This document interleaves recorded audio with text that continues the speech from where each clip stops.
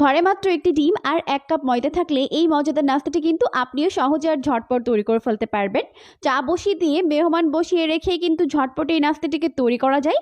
দেখতে যেমনই আকর্ষণীয় আর লোভনীয় হয়, খেতেও কিন্তু হয় দুর্দান্ত মজার।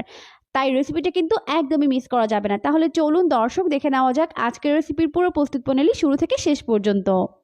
নাস্তা তৈরির জন্য প্রথমে একটি বোলের মধ্যে একটা ডিম ভেঙে নিব। এরপর এর মধ্যে অ্যাড করে দিব 1/3 কাপ পরিমাণ চিনি।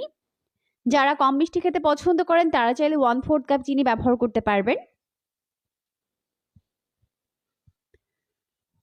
এখন একটি হ্যান্ড হুইক্সের সাহায্যে সবকিছুকে খুব ভালো করে বিট করে নিতে হবে। একটু সময় নিয়ে বিট করব যাতে করে চিনিগুলো ভালোভাবে গলে মিশে যায়। তো এখন এর মধ্যে অ্যাড করে দিব 1/4 কাপ পরিমাণ সয়াবিন তেল। তেল অ্যাড করার পর আবারও সবকিছুকে ভালো করে মিশিয়ে নিব। এখন এর মধ্যে প্রথমে অ্যাড করে দিব 1 কাপ পরিমাণ ময়দা,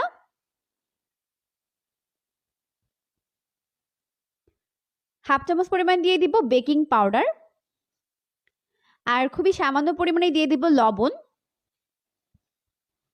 আর দিয়ে দিব 2 টেবিল চামচ পরিমাণ গুঁড়া দুধ। গুঁড়া দুধ থাকলে দিবেন, আর না থাকলে না দিলেও হবে, তবে দিলে টেস্টটা অনেক বেশি ভালো হয়। এখন আবারও সবকিছুকে একত্রে খুব ভালো করে মিশিয়ে নিব। পর্যায়ে আমি এটাকে হাতের সাহায্যে মিশিয়ে নিব। তো খুব ভালো করে মেখে নিয়ে আমি এটাকে প্রায় 5 মিনিটের জন্য রেস্টে রেখেছিলাম, যাতে করে ময়দার ডোটি ভালোভাবে সেট হয়ে যায়। তো ফিরে এলাম প্রায় 5 মিনিট পর।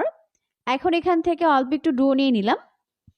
এরপর হাতের মধ্যে নিয়ে প্রথমে এরকম একটি গোলাকার শেপ দিয়ে নিলাম।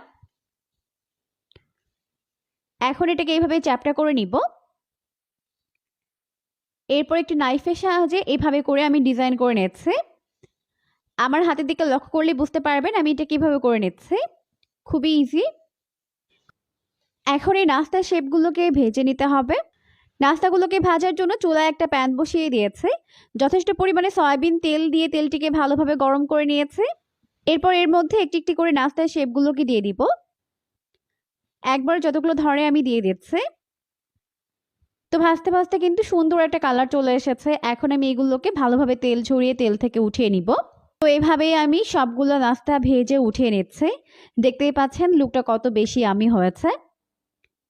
তো বাকি নাস্তাগুলোকে আমি এখন উঠিয়ে নিব। সকাল কিংবা বিকেলে চায়ের সাথে কিংবা অতিথি আপ্যায়নে ঝটপট তৈরি করে ফেলতে পারবেন। খেতে কিন্তু দারুণ মজার হয়। অবশ্যই রেসিপিটিকে ফলো করে বাসায় ট্রাই করবেন, দেখবেন পরিবারের ছোট বড় সবাই পছন্দ করবে। এরকমই সমস্ত আরও নতুন রেসিপি পেতে অবশ্যই পেজটিকে ফলো দিয়ে রাখবেন। পরবর্তী ভিডিও দেখার